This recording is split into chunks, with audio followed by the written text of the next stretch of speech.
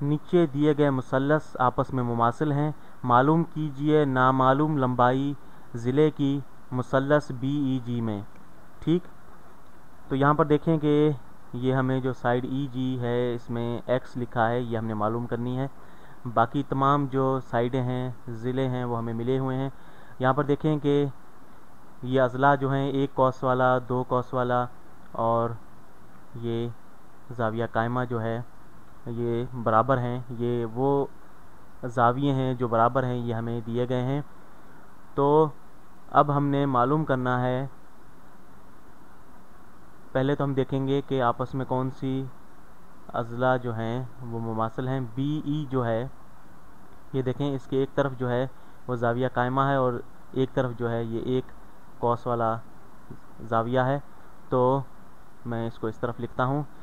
तो side BE जो है वो मुमासिल है TA के। ठीक,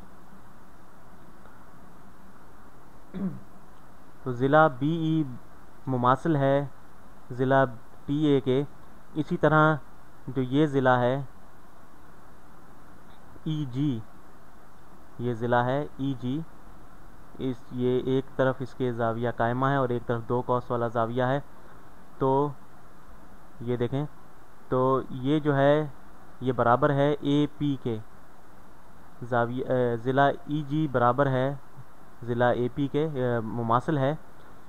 तो अब हम जो है इन मुमासिल अज़ला की मदद से हम इनका जो है वो रेशो मालूम करेंगे, क्योंकि जो BE है, BE और TA का रेशो जो है वो EG और AP के रेशो के बराबर होना चाहिए। ठीक, हम यहाँ पे लिखता हूँ मैं, BE बटा TA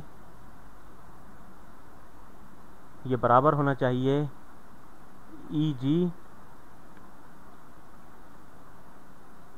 EG बटा AP। ठीक, इनका रेशो जो है ये आपस में बराबर होना चाहिए। तो हमें जो अज़ला मालूम है, BE जो है वो 9 है। ठीक, और TA जो है वो 3 है। ठीक, तो ये इनकी कीमत हमने डाल दी।